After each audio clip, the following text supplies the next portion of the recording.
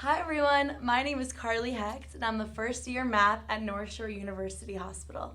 And my name is Gianna Tremarco and I'm the first year MAP at the Brooklyn region. We are so excited to be taking over the Mappy Hour podcast from Samara Jefferson and Megan Amasi. Welcome to season 2.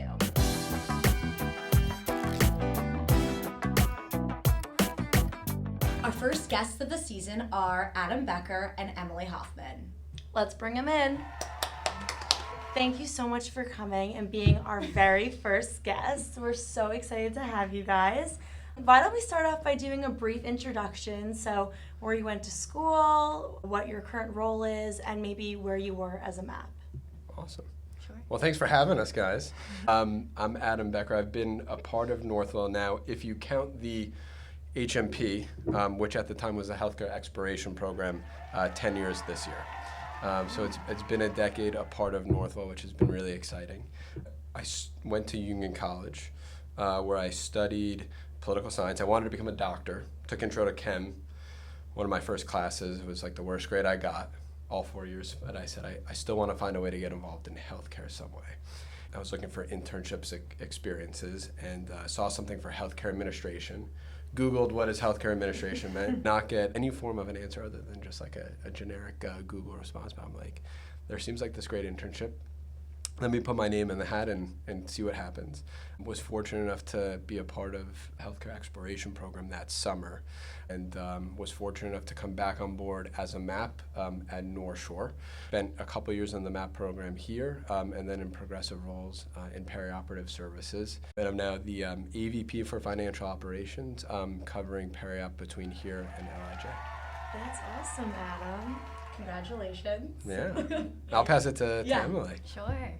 Hi, everyone. Again, thanks for having us. I'm Emily Hoffman. I'm the administrator for OBGYN here at the Katz Women's Hospital at North Shore. I did MAP back in 2019, so I had kind of like the pre-COVID into the COVID era, which was a really interesting experience. I have a similar kind of growing up story, I guess, as Adam, where I wanted to be a doctor when I was younger. Probably in high school I realized I wasn't going to be successful at chem, but somebody was like, why don't you think about hospital administration? And I was like, sure, okay, that's what I'm going to do. And applied to Lehigh University, so with my fellow alum here. Studied finance there, had 2 internships with Northwell, one with Plainview and Syosset Hospital, and then one with the Eastern region, both which were really exciting and fulfilling. So then I applied to the MAP program also here at North Shore, and absolutely loved it. So after that I was in the Department of Surgery also here, and happy to be with the CATS team now. That's amazing. I think we should mention our first Mappy Hour topic. Yes, so today's topic is evolution of MAP program. And so we thought you two would be perfect for today's podcast theme, as being veterans of the program. So whoever wants to start, our first question for today is, how has the MAP program prepared you for the role you are in today? I'd be happy to kick us off. And, I would say, we talk a lot about, being in the MAP program, the IDP, and, year 1, you're building your technical skill sets. Year 2, you're building upon those technical skill sets with whether it's larger facility projects, whether it's opportunities to work with physician partners and leaders, and really rounding out that tool belt. But I think some of even the core skill sets around project management, how do we conduct a meeting, how do we go about kind of leading an initiative, I think those are all skills that for me I learned and used the MAP program really as kind of that testing ground to build as much of that experience as possible. And those foundational skill sets, I always like to say, they never go out of style. And those are things that I learned early on in the program that really stuck with me. We all have the opportunity right now to build these skill sets, learn from really great role models.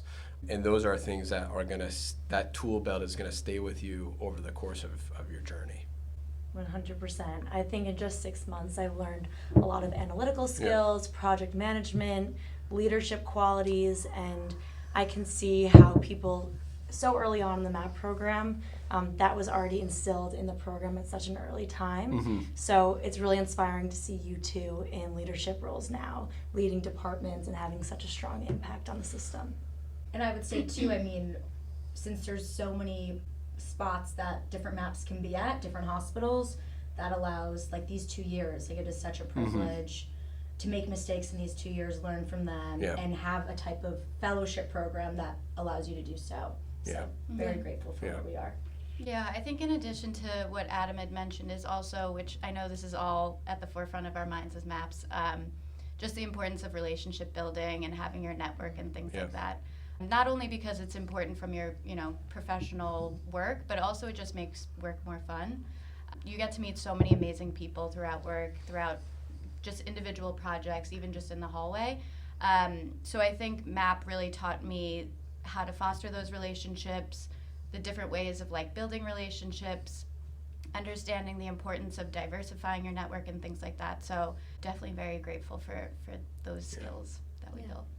I'll say one of the really special things now, as you guys talk about what are the early stages of this program look like, the nucleus or the core group was a lot smaller. Right. And I think it's just so exciting to see how that network has built over the years. And so, I think for those of us kind of in the early years, that network of who could we reach out to, or who may be at this site or in this business unit, those network of contacts may not have been as vast as it is today, where we have folks in the program really across the entire system. I think everyone has a really great opportunity today to take advantage of that, just because of how large the program has gotten. And it's been cool to see just how much it's grown since a few of us started in the front office, right? Yeah. Right in front of us. Not only can we lean on each other as a cohort, Yeah. we can reach out to you guys who have gone through the same exact thing, and you've gone through the same challenges, similar successes. So the support is enormous. So. And one thing I love about Northwell too, and I interned at LIJ last summer, and I met with a physician, and he told me there's a lot of Northwell for lifers, and he had said your reputation precedes you. And I didn't really think of that until I was doing my performance goal task at the end of the year, and I was like, oh my god, this is going to be seen when I'm 30, 35.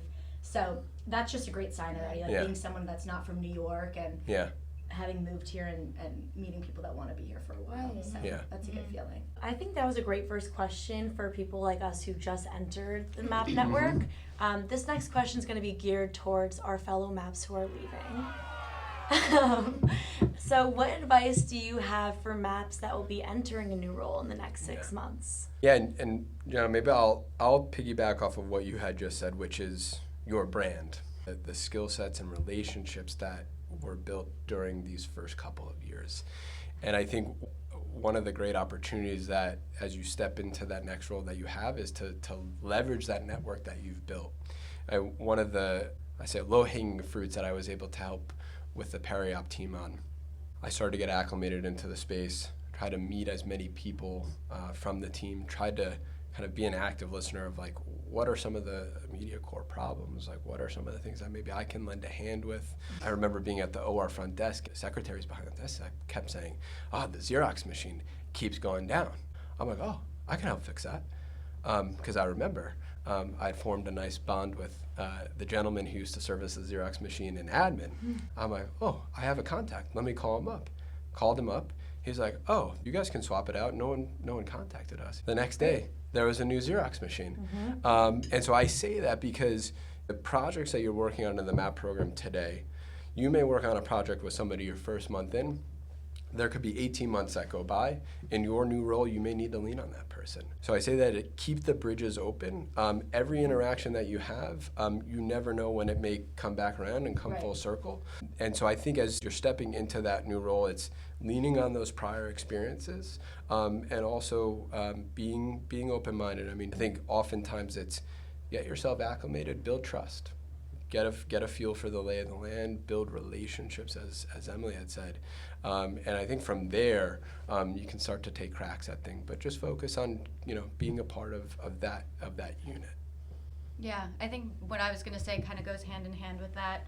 Just giving yourself some grace. It's a big transition. I know when I went into surgery, I was like, I'll be doing similar stuff just with different people. I really underestimated the transition that it would be for me. So it's going to be a change. You might falter a little bit, but in the end, you grow from everything. And if you do falter, don't let it get you down. Just kind of take that as a learning opportunity. And like I said, just give yourself some grace. And these things take time. So the journey around getting into a new space, the time horizon of that may not be, 4 weeks in, you're feeling like, oh my God, I know everybody, I know what's going on, and I've solved a bunch of things. I always like to tell this story. When I got into the peri-op space, I had never had a business operator in the space before. And so for the first 6 months, the team thought I was a spy from hospital administration, coming to like pinpoint and pick out all these things that were, incorrect about what people were doing. And, I think I really just tried to focus on, I'm here to help. I'm here to help be a part of this team. I'm here to help you guys solve problems. I'm here to be a resource. And it took 3 to 6 months to build that trust. But once that trust was formed, that's where the real fun work really started to develop and mold into kind of the model that we have today within the team. But I say that in a sense of don't be discouraged. I think sometimes there's a little bit of a feeling out process. You're in a new arena, you're trying to just get a sense of the environment. How do people prefer to be communicated with? How do people expect a project to run or a document to look like? And those different preferences, you're only going to learn those through actually going through the process. You're going from a training program to progressive role with progressive responsibilities and progressive scope. And what comes with that is more complicated problems, more complex situations. I think all that is to say is, as you get into those progressive roles, those core things that you learned in the program still remain with you. Our last question for today is, since you both were early MAPs, early associates, how do you feel, or what personal hurdles did you face in its early stages, and how did you navigate through them? Yeah, I guess I can say I was lucky enough to have like a few generations above me. I think it's similar scenarios depending on the context of where you're working and when you're working. You think of where the program's a little bit newer at sites, getting to know people around you, making sure that your colleagues know what the MAP program stands for and what we do and who we are. I think in the early stages, the peer cohort, there wasn't many 22-year-olds hanging around. It was us in the front office and then the executive team. And there wasn't a large network of other MAPs kind of just coming out of undergrad. And so I think what that really required us to do early on, and I think it's helped throughout my career, is maturity.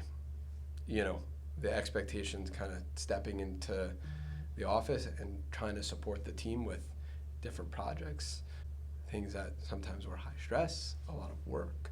And so I think for those early years, there wasn't so much of a vast peer network of other undergrads coming right out of college. And so you meet those standards, and what you put into it, you will get out of it. I've always believed from the earliest days of the program, and I think what makes it so special is the doors are always open. It's up to you if you want to decide to walk through the door. And sometimes that means working late. Sometimes that means coming in early. Sometimes that means taking out the laptop on the weekend.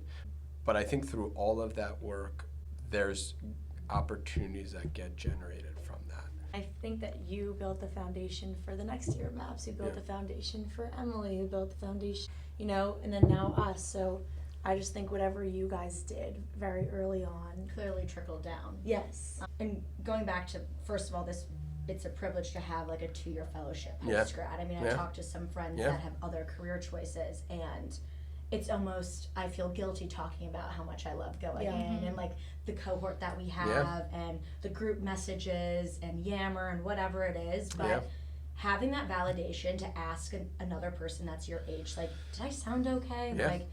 You're really good at Excel, how did you approach this? And also just being at different hospitals, each has a different payer index, serves different communities, learning from them as well in that sense too. Different populations. Different populations. So we're all working on different initiatives. It's fun to learn from each other and share what you're working on. And not only are you learning a lot in your current role, but you learn a lot from everyone around you. So.